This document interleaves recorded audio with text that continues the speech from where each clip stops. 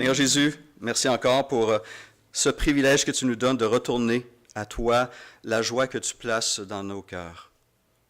Tes bontés, tes grâces, nous les avons soulignées, en fait quelques-unes, elles sont si nombreuses. Mais Seigneur, c'est une joie pour nous de te dire merci pour tout. Et pour cette parole maintenant, vers laquelle nous nous tournons aussi, merci. Parce qu'elle est là pour nous enrichir, nous nourrir et nous bénir. Mais surtout pour nous transformer à ton image et nous aider à accomplir ta volonté dans cette communauté et dans ce monde. Au nom de Jésus-Christ. Parle-nous, s'il te plaît. Amen. Alors, comme ça a été mentionné, aujourd'hui est le dernier dimanche de notre horaire d'été à Renaissance. Les moniteurs, monitrices de l'École du dimanche vont reprendre leurs activités, leur ministère la semaine prochaine et on espère que ces 2 mois d'arrêt leur ont été bénéfiques, leur ont permis de se ressourcer physiquement, mentalement et spirituellement. Sylvie Bijang, la directrice de l'École du dimanche, va nous présenter aussi la nouvelle équipe dimanche prochain. Et comme Nina l'a mentionné, et je l'ai dit, je veux le répéter, j'ai été béni de voir ce culte durant l'été se développer avec la présence de nos jeunes, du commencement à la fin. Ça a été bien, les enfants nous ont bénis par leur présence et j'espère qu'ils ont été bénis aussi par tout ce qui s'est fait et dit. Mais j'aimerais prendre le temps aussi pour remercier ce matin l'équipe qui a pris le temps de préparer des activités pour ces jeunes durant l'été. Tout d'abord à Mathilde Pilote et Anne Blackburn qui ont lancé l'idée lors de l'Assemblée générale de juin pour faire et organiser des activités, bricolage, dessin et autres. J'aimerais remercier ces 2 sœurs d'avoir mis en place cette idée et ce programme. J'aimerais remercier aussi Lee Erickson, Françoise Desmangles, Zachary, Anne et Ève qui ont aussi contribué en préparant le matériel, en le distribuant les dimanches matins. Et aussi Margaret Harper, Judith Bourdage et France Blackburn qui ont pris le temps de préparer une petite leçon de vie, un enseignement les dimanches matins qui a été une bénédiction, non pas seulement pour les jeunes, mais aussi pour les moins jeunes, les plus vieux. Alors, merci pour tout ce travail, merci pour ce ministère qui a béni tellement de personnes. Je vois cette liste de noms devant moi et je regarde le dos du bulletin. Si vous regardez rapidement le dos du bulletin, la colonne de gauche ici, vous avez une liste de noms assez impressionnante et ce n'est que le nom des responsables des différents ministères ici à Renaissance. Et derrière ces noms de responsables, il y a aussi des équipes d'autres personnes qui servent d'une manière ou d'une autre pour l'édification de l'Église Renaissance. Nous sommes bénis, nous sommes enrichis par ces dizaines et dizaines de personnes qui consacrent des heures parfois pour préparer et offrir leur ministère à leurs frères et à leurs sœurs. Cela vient enrichir le corps et le cœur de Christ. Et ce matin, je voudrais prendre le temps pour leur dire merci. Honnêtement, nous ne le faisons pas assez souvent.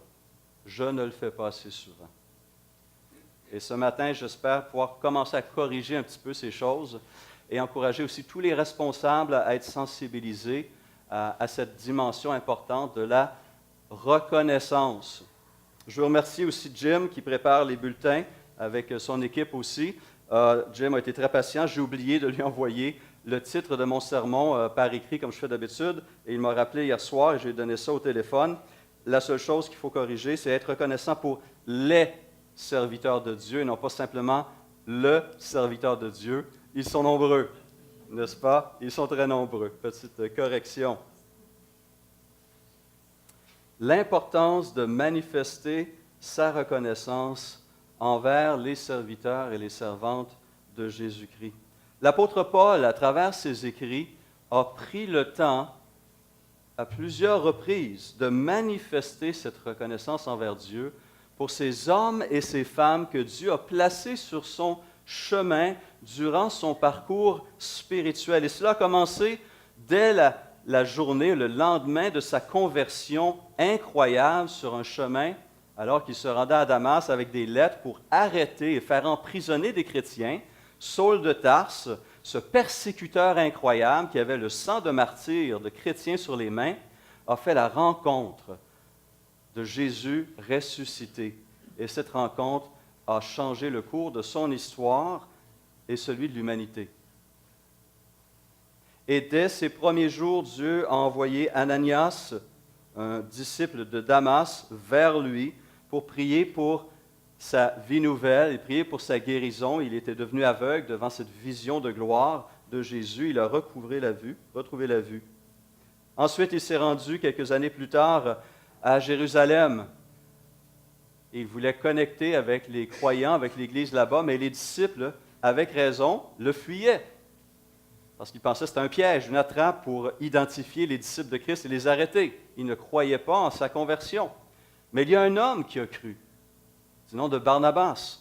Et Barnabas a été vers Paul, a lié une amitié avec lui et l'a ensuite conduit vers les autres apôtres et responsables de l'Église pour le présenter et l'appuyer dans son témoignage en tant que disciple de Christ. Des années plus tard encore, Paul va retourner chez lui à Tarse, grande ville universitaire dans l'Empire romain, une des 3 grandes villes de l'Empire romain, et il aurait pu finir ses jours là-bas. Mais voilà que Barnabas va le chercher à Tarse et le ramène avec lui à Antioche, où Dieu fait une œuvre remarquable, une église multiethnique s'y établit, grandit, et Barnabas a besoin d'hommes comme Paul, et à partir de là, une équipe se forme, des serviteurs et des servantes se forment, et l'Évangile va rayonner à nouveau à travers l'Empire romain. Dieu a placé sur le chemin de Paul des hommes et des femmes qui ont su le diriger à des moments importants de sa vie. Et Paul savait être reconnaissant pour ces personnes, prendre le temps de les remercier, de souligner leur apport. On le voit par exemple en Romains 16, où il parle d'un couple très spécial qu'on retrouve à plusieurs reprises dans le livre des Actes, qui s'appelle Priscille et Aquilas. Et il écrit en Romains 16, 3, donc une lettre qu'il envoie à Rome, une ville qu'il n'a pas encore visitée au moment où il écrit cette lettre, mais le chapitre 16 nous montre la liste de connaissances, d'amis et de collègues qu'il a là-bas dans cette ville. C'est renversant. Mais au tout début, il dit ceci: « Saluez Prisca et Aquilas, mes compagnons d'œuvre en Jésus-Christ, qui ont exposé leur tête pour sauver ma vie.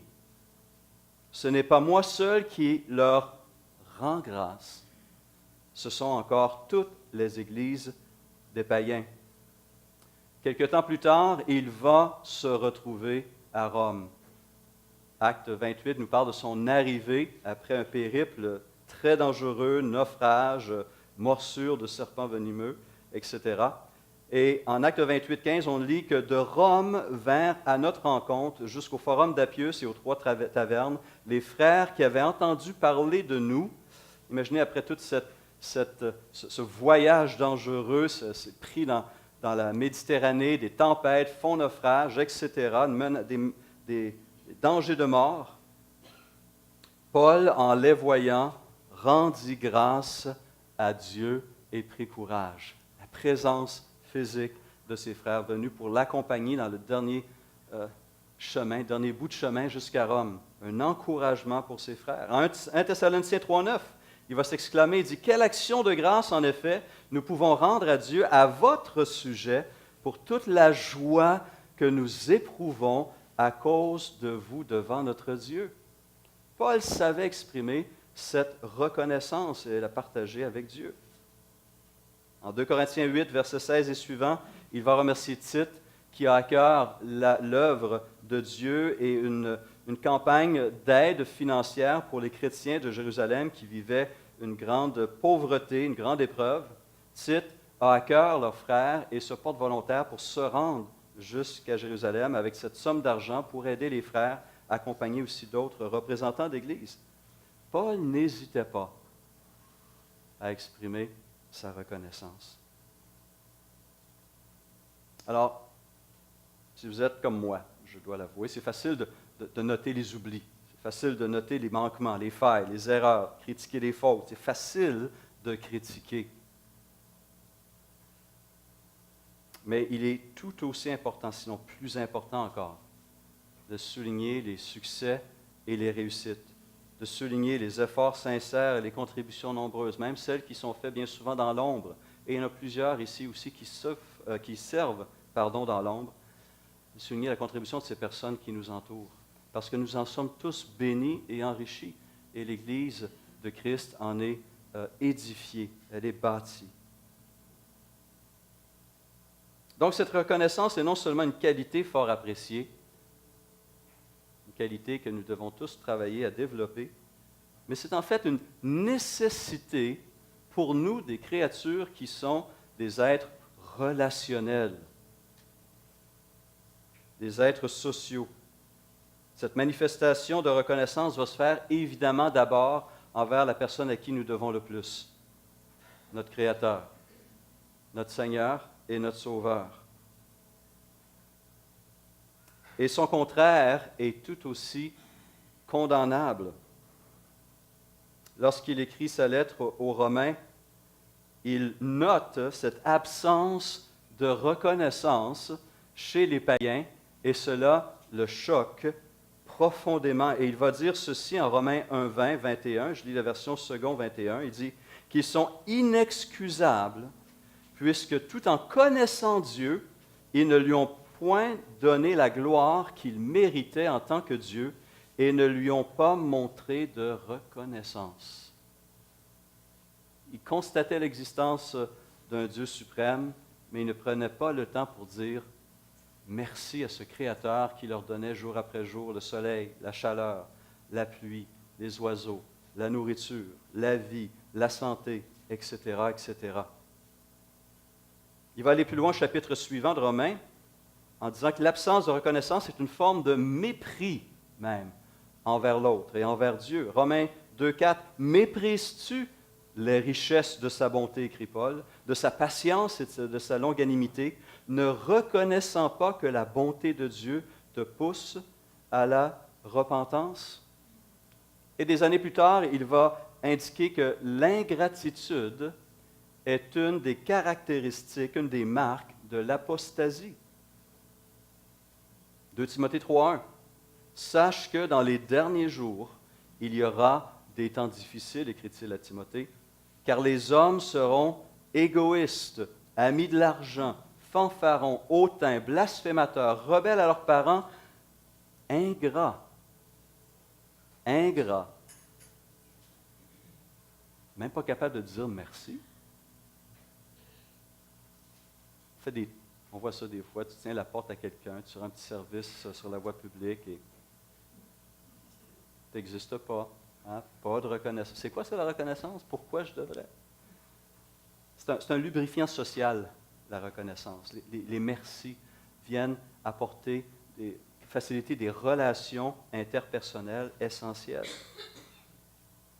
Cette ingratitude a choqué notre Seigneur à un moment donné dans son ministère. On se rappelle cet épisode de Luc 17, 11 à 18. Jésus se rendait à Jérusalem et il passait entre la Samarie et la Galilée. Et le verset 12 de Luc 17 précise, « Comme il entrait dans un village, 10 lépreux vinrent à sa rencontre. Se tenant à distance, ils élevèrent la voix et dirent, « Jésus, Maître, aie pitié de nous! » Donc ils étaient conscients que ce Jésus avait un pouvoir, il avait une réputation, il était capable de transformer leur vie et de leur apporter cette guérison essentielle. Dès qu'il les eut vus, il leur dit, « Allez vous montrer au sacrificateur. » Alors, la loi disait qu'on devait faire cela pour témoigner de notre guérison. Et pendant qu'ils y allaient, il arriva qu'ils furent guéris. L'un d'eux, se voyant guéri, revint sur ses pas, glorifiant Dieu à haute voix. Il tomba sur sa face aux pieds de Jésus et lui rendit grâce. C'est un Samaritain. Jésus, prenant la parole, dit, « Les 10 n'ont-ils pas été guéris? Et les 9 autres, où sont-ils? Ne s'est-il trouvé que cet étranger pour revenir et donner gloire à Dieu? » Une bénédiction incroyable venait de leur être accordée. Ils retrouvaient la vie sociale. Ils guérissaient d'une maladie honteuse. Et un sur 10, est revenu pour dire merci. Cela ne doit pas refléter l'attitude des disciples de Jésus-Christ. Au niveau de notre langue, de nos paroles, Paul écrit aux Éphésiens qu'on n'entende pas de paroles grossières, de propos stupides ou équivoques, c'est inconvenant, mais plutôt des paroles de reconnaissance. Oui, envers Dieu, bien sûr, il est notre premier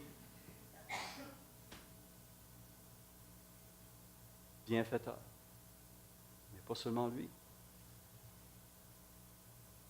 Mais lorsqu'on mesure tout ce que Dieu a fait, tout ce que Dieu fait aujourd'hui et ce qu'il va faire encore, comment ne peut-on pas dire Amen? Comment ne peut-on pas vouloir chanter et élever ce Dieu remarquable et célébrer sa beauté, sa bonté, sa richesse, son amour, sa grâce, sa puissance, sa compassion, sa générosité?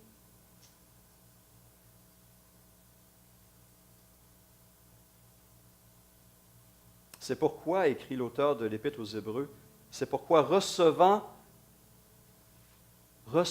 un royaume inébranlable, c'est ce qui s'en vient.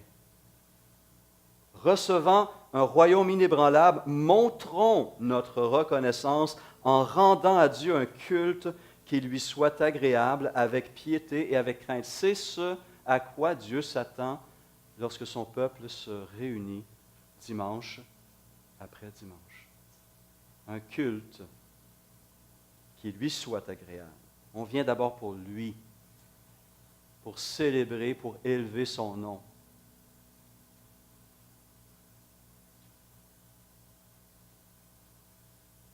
Mais il n'y a pas qu'envers Dieu qu'il faut manifester sa reconnaissance, qu'il faut faire preuve de gratitude.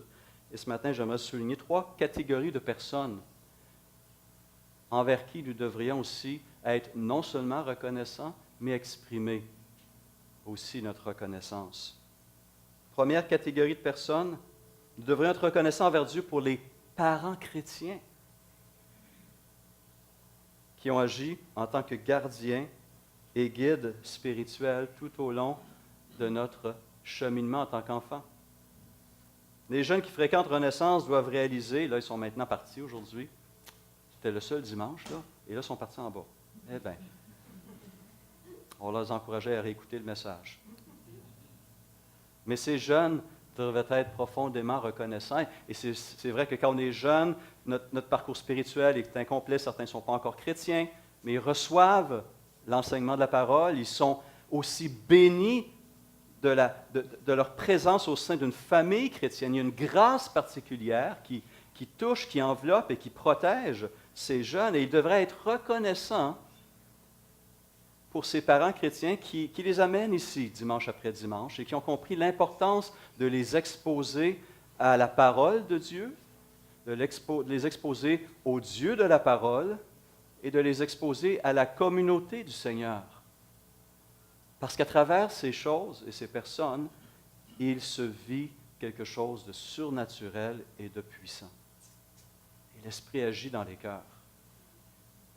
Marie-Claude Rocher a fait une liste des responsables de l'Église qui ont, dans leur jeunesse, cheminé à travers l'école du dimanche et qui se sont convertis durant ces années de fréquentation de l'école du dimanche. Et la liste était quand même impressionnante. Je crois que c'était près de la moitié, n'est-ce pas? Près de la moitié des gens qui servent dans un ministère dans l'Église, ici à Renaissance, ont été exposés à l'Évangile en très bas âge à travers le ministère de l'Église. Il y a une portée importante, un impact réel dans les vies. Et ces enfants doivent être reconnaissants d'avoir reçu cette éducation et ces avertissements qui viennent du Seigneur, selon sa parole, avec grâce, avec sagesse. Et ils bénéficient d'une protection spirituelle réelle et on l'espère à travers leurs parents, ils ont des modèles de disciples de Christ matures dans la foi. Et donc, ces enfants, qu'ils soient mineurs ou majeurs, devraient aussi apprendre à verbaliser cette reconnaissance pour les soins, pour les conseils, pour l'aide, pour l'éducation et pour la discipline dont ils ont été l'objet. Paul, entre autres, va subtilement, je crois, orienter Timothée vers cela, en le sensibilisant sur l'impact que sa mère et sa grand-mère ont eu sur son éducation religieuse. Dans sa deuxième épître à Timothée, sa toute dernière lettre, il mentionne ces choses. Il dit « Je garde en effet le souvenir de la foi sincère qui est en toi. Elle a d'abord habité ta grand-mère Loïs et ta mère Eunice, et je suis persuadé qu'elle habite aussi en toi. » Timothée, réalise que cette foi que je vois en toi, réalise que tu l'as reçue de ta mère, de ta grand-mère. Elles t'ont transmise un trésor incroyable. Reconnais-le. Et il va dire au chapitre 3, verset 14, il dit « Quant à toi, tiens ferme dans ce que tu as appris et reconnu comme certain, sachant de qui tu l'as appris. Depuis ton enfance, tu connais les saintes Écritures qui peuvent te rendre sage en vue du salut par la foi en Jésus-Christ. » En tant que fils et petit-fils, Timothée est encouragé à reconnaître l'impact spirituel de sa mère et de sa grand-mère et aller leur dire merci. Nina et moi vivons quelque chose depuis à peu près 2 ans avec notre fille aînée, Sarah, qui était, durant son adolescence, disons, une fille plutôt indépendante et autonome. Vous avez compris? Hein? Une adolescente très typique à ce niveau-là, qui aussi pouvait exprimer davantage son déplaisir de certaines choses plutôt que son plaisir pour d'autres. Depuis 2 ans, quelqu'un a kidnappé notre fille et en a placé une autre là. C'est incroyable de voir, elle grandit, elle découvre des choses sur la vie, et depuis 2 ans, elle ne cesse de nous remercier pour toutes sortes de choses. Les expériences de vie qu'elle a pu vivre à travers sa famille, l'éducation qu'elle a reçue, les aventures qu'elle a vécues, elle les verbalise. Et pour nous, en tant que parents, c'est bénissant, naturellement, de recevoir ces choses. Et ça nous rassure aussi que ces années où il ne semblait pas y avoir de réceptivité très, très grande, il y avait quelque chose qui perçait. Et des années plus tard, elle le reconnaît et le verbalise. Ça fait du bien d'entendre cela comme parents. Remercions nos parents et nos grands-parents chrétiens. Mais nous devrions aussi être reconnaissants envers Dieu pour des enseignants et autres serviteurs et servantes, autres ministres de Dieu qui ont contribué à notre croissance spirituelle. Et ces serviteurs de Dieu, ces servantes qui aujourd'hui sont des adultes en service dans l'Église, devraient se rappeler ces générations antérieures de moniteurs et de monitrices d'école du dimanche, de directeurs de camps et d'enseignants, de formateurs et de conférenciers chrétiens qui ont semé pendant des années dans leur vie et qui sont investis dans leur vie. Et prendre le temps de leur dire aussi merci. Et je sais qu'on est jeune, l'idée de grandir à l'Église n'est pas toujours quelque chose qui semble positif, mais cela donne des fruits. Ça va donner des fruits.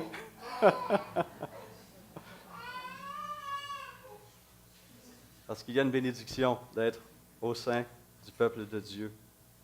Et donc, à l'Église Renaissance, nous avons une équipe de moniteurs et de monitrices remarquables. Nous avons des responsables de la jeunesse, des responsables des jeunes adultes qui s'investissent et qui communiquent ce message d'amour, de grâce et de vérité aux personnes sous leur autorité et qui s'investissent eux-mêmes. Ça fait une différence. La même chose peut se constater durant les camps d'été. Certains ont passé une semaine dans un camp d'été, soit à Villa de Brome ou d'autres. Il y a eu des camps familiaux aussi. Et on voit l'impact de ces camps-là dans le cheminement spirituel de ces jeunes. On l'entend à travers les rallyes que notre famille d'Église organise. Si vous vous rappelez les témoignages de plusieurs des jeunes qui ont été baptisés au cours des dernières années, comment ces ralliements jeunesse de notre famille d'Église, comment ces retraites et ces camps ont eu un impact réel, déterminant dans le cheminement spirituel de nos jeunes. Il y a quelque chose de beau et de vrai et de puissant qui se passe dans ces activités. Le week-end prochain, je vous rappelle, les jeunes adultes de notre association d'Église vont se réunir à Villa de Brome. Prions pour ce week-end. Prions pour le conférencier, le pasteur Jean-Christophe Jasmin de Pointe-aux-Trembles. Prions pour ceux et celles qui organisent et qui vont contribuer d'une manière ou d'une autre, que nos jeunes adultes en soient bénis, enrichis, nous reviennent avec une joie, une gloire, une puissance spirituelle pour être à leur place et servir selon les dons et les capacités que le Seigneur leur a donnés.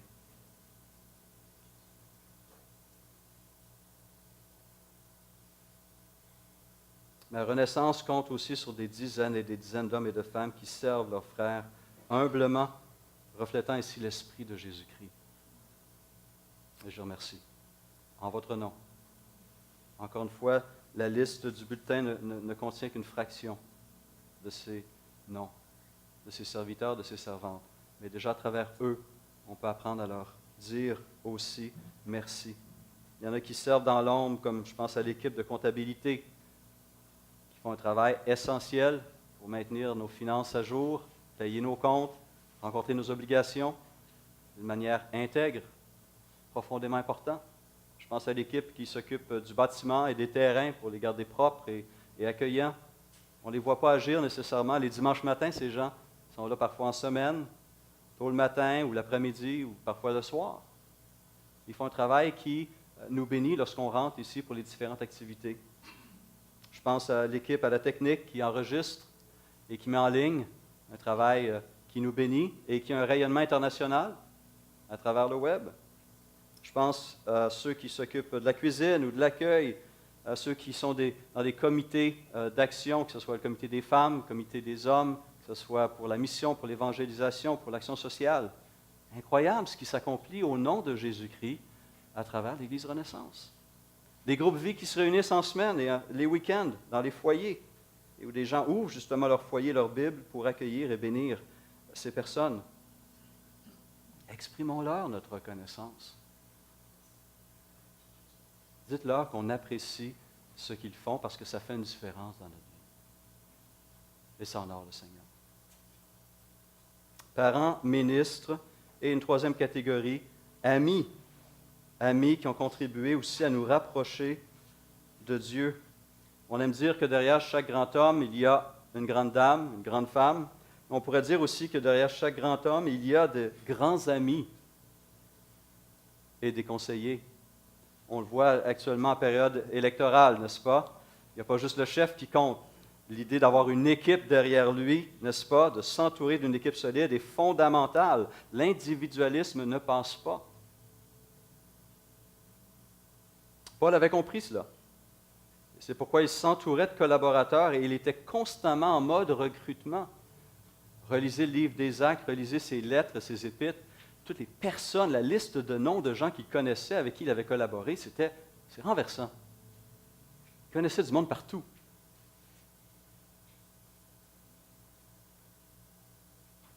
Et d'exprimer cette reconnaissance, c'est aussi touchant. Je me rappelle, il y a quelques dimanches à peine, le 5 août dernier, la famille Quadio nous disait au revoir une dernière fois.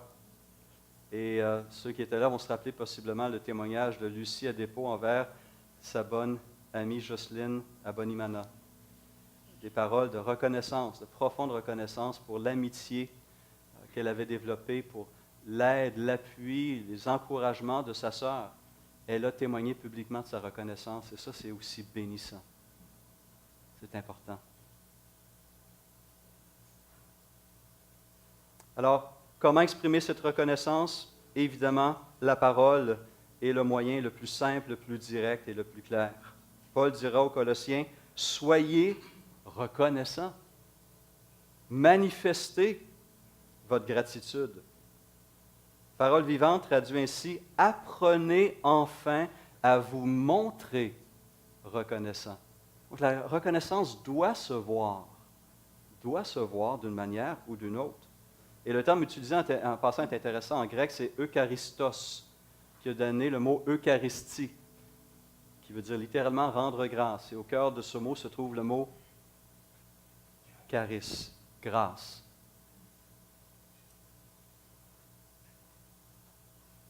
L'exemple des Israélites, des premiers chrétiens, des chrétiens de la Nouvelle Alliance, des croyants de la Nouvelle Alliance, nous aide à répondre à ces questions.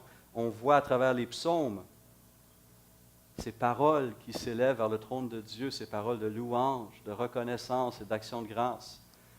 Le psalmiste a été inspiré pour mettre sur papier ses paroles, pour louer le Seigneur, et ces paroles continuent à être élevées à Dieu depuis 3000 ans. Si on retourne à David, depuis 3000 ans. Et on a le privilège de continuer à le faire pendant l'éternité. Mais on peut aussi exprimer sa reconnaissance d'autres façons. L'Ancien Testament avait ce qu'on appelle les sacrifices d'action de grâce. Aujourd'hui, on peut le faire à travers des gestes parfois tout simples, mais qui disent beaucoup.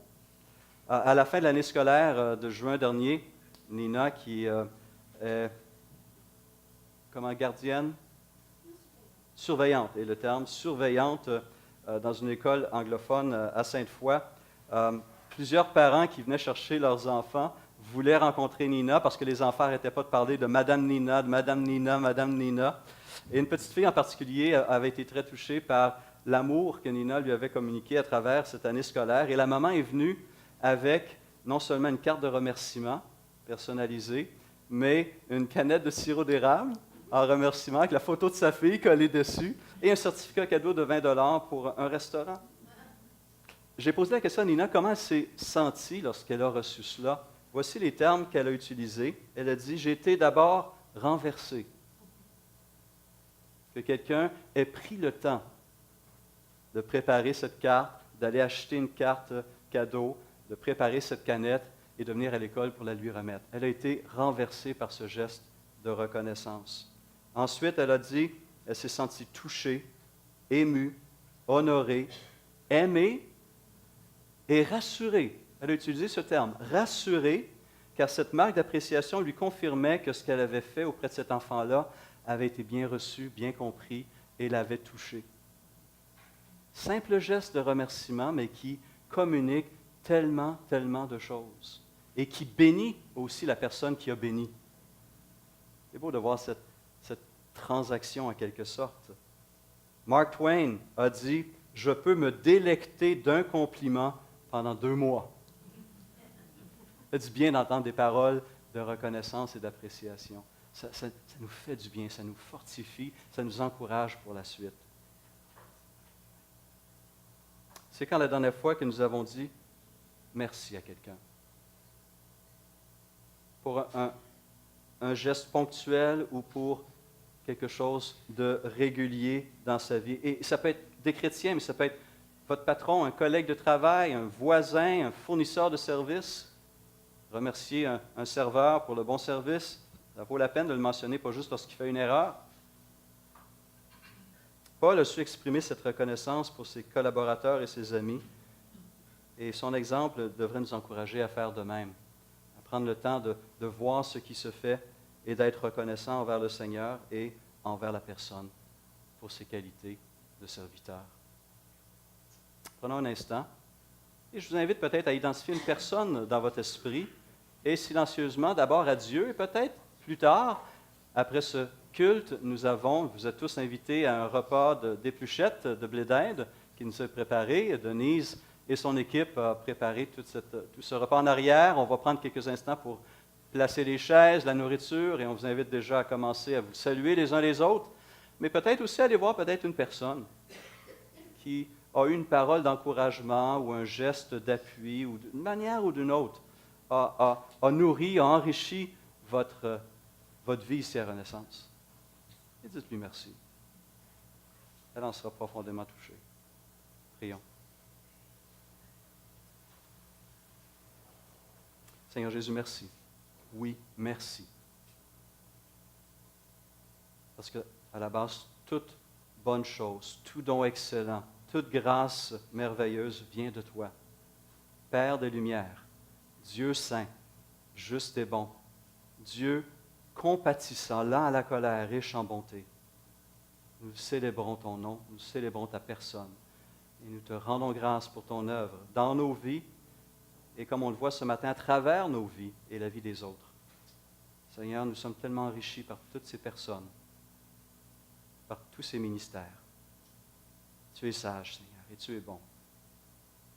Affermis, je t'en prie, mes frères et mes sœurs qui, semaine après semaine, offrent leurs dons et leurs talents, consacrent un temps important pour bénir leur communauté et pour contribuer à son édification, qui ont à cœur d'être des témoins efficaces dans leur milieu de travail, dans leur communauté, dans leur quartier, et faire connaître ton nom.